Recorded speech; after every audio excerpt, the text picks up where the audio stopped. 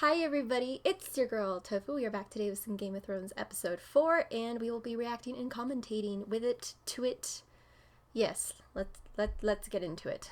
Also, my hair is super red this time. Like I've made it like a super vibrant red, and I'm like really excited about it.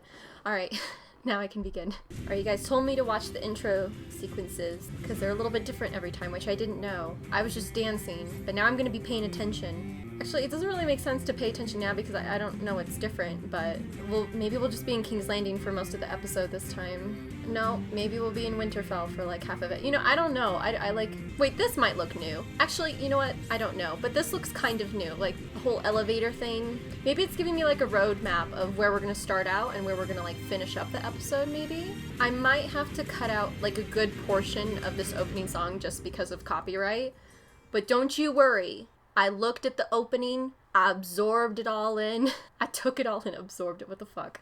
I took it all in, I paid attention to the opening sequence. I don't know how much of that I'll have to cut out though. Is he dreaming? He's dreaming, isn't he? I feel like crows never symbolize anything good. Wait, those eyes on the crow? Consider me confuzzled.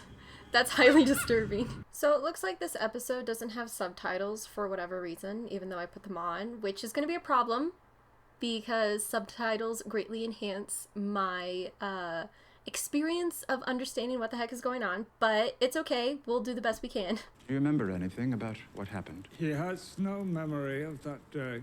Unfortunately. Will I really be able to ride? You will. On horseback, you'll be as tall as any of them. Tyrion is my favorite. He just gave this boy an avenue to finally do something outdoorsy and adventurous. Like, Tyrion, I love you. Marry me. Where is Lady Stark? Why didn't she receive me? She wasn't feeling well. She's not in Winterfell, is she? Where did she go? He knows. I've offended you. Forgive me. It's been a rough morning. I love the way he says forgive me, as if he really doesn't give a rat's ass if you actually forgive him or not. It's just so monotone and has like no emotion. It's just forgive me. I want to know what this guy's deal is. His name's Greyjoy. I don't have subtitles. Forgive me. Forgive me. Wait, that was such a freaky transition. Wait, let me look at that. It looks like Tyrion is leaving Winterfell when in actuality we're at the wall. Okay, that was trippy for a second. Okay. Cool transition.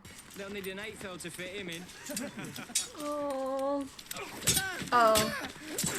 I was half expecting him to be like a badass. But he's not. Oh. Okay, so how do we toughen this guy up? We gotta toughen him up somehow or he's not gonna survive 2 days. Oh, this was in the intro. The horses were in the intro, so this is, okay. I'm so glad you guys told me to pay attention to the intro. Mud and shit twigs.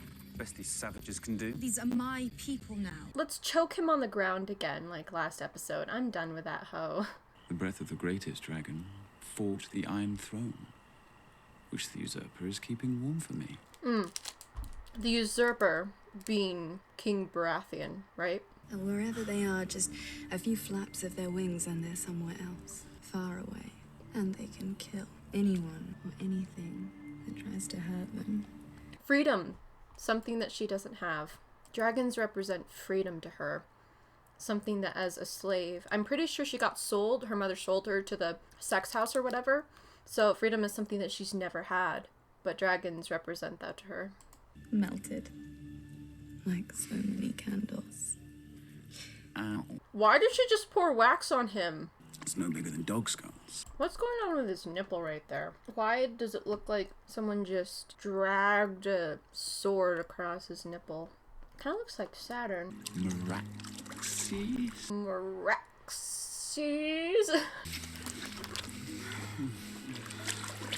I'm getting a history lesson while they have sex. Great. That's very sad. Yes, it is. What did I buy you for? To make me sad? He just turned so quickly. Like, he was having like a fun time, a good conversation, then suddenly, like, he got so triggered by an emotion. Why so abrupt? Like, what was it about what she said that made him so bitchy all of a sudden? I don't want to speak to my father. Ever. You will find it in your heart to forgive your father. No, I won't. I kind of forgot that Sansa is still really upset with her father, specifically about the fact that he was the one who killed Lady. right? I'm wondering if she'd still be so upset at her father if one of the queen's guards or whatever had ended up killing Lady instead of him, but he was like, no, she's from the north, Lady deserves better than that, I will kill her. It's interesting that she blames her father. She doesn't really blame Jeff. She doesn't really blame the queen like Arya does. Arya kind of sees, oh, this is so interesting. Arya is able to trace back the power source. She doesn't see it as her father's fault. She sees it as the queen's fault, Jeff's fault, possibly even the king, and that's why she hates them so much, right? That's kind of what she and her father were talking about last episode. But it's interesting is Sansa's directing her hate and her anger not at the king, not at the queen, not at Jeff, at her father. And yes, she's supposed to marry Joffrey, so she's supposed to stick up for him, but that shouldn't determine the fact that she's directing her anger at her father. I just think it's really interesting that Arya is kind of able to see past it, but Sansa seems a little more immature in her thinking, kind of.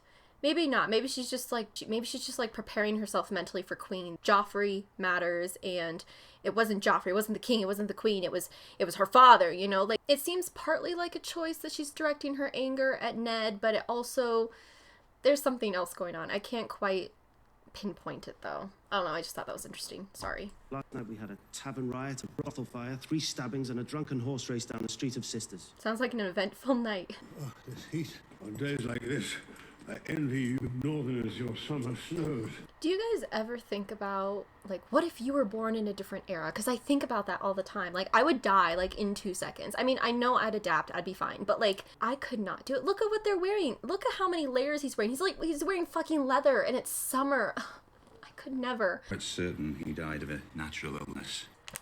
They say that Jon was, like, suddenly ill. What if he was just, like, poisoned? Am I being dumb? But I swear to God, like, if he got sick so suddenly and then just fucking died, like someone just poisoned his food and drink because they didn't want him to know that the brother and the sister were doing the nasty. But I don't understand why Jon would be looking at the book, though. What else could it be? Poison! It could be poison! Poison. Oh my God, did he say, ah! He agrees! I've heard it said that poison is a woman's weapon.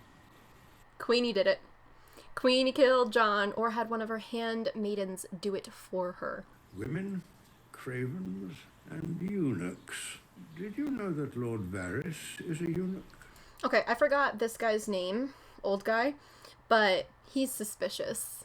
I think he's, like, covering up for someone, especially since he just tried to ever so slightly shift the blame on the other guy. And your sons shall be knights, and princes, and lords. She doesn't want that. Mm-hmm. No, Yeah, she doesn't. that's not me. Don't fall off. Just imagine one little slip. Ah, splat. Is he afraid of heights too? I don't like high places. I feel like I'm just predicting dialogue left and right. Ooh, I'm good today. I hear you're reading a boring book. Oh no. Oh no. This little slime ball's gonna tell someone that Ned is reading the same book that Jon Arryn was, and now they're gonna kill Ned by poison too. He was only a squire. Jon Arryn's squire. He was knighted almost immediately after his master's untimely death. The squire poisoned him, and then Cersei made sure that he got, like, a higher position because of it. Oh, bribery!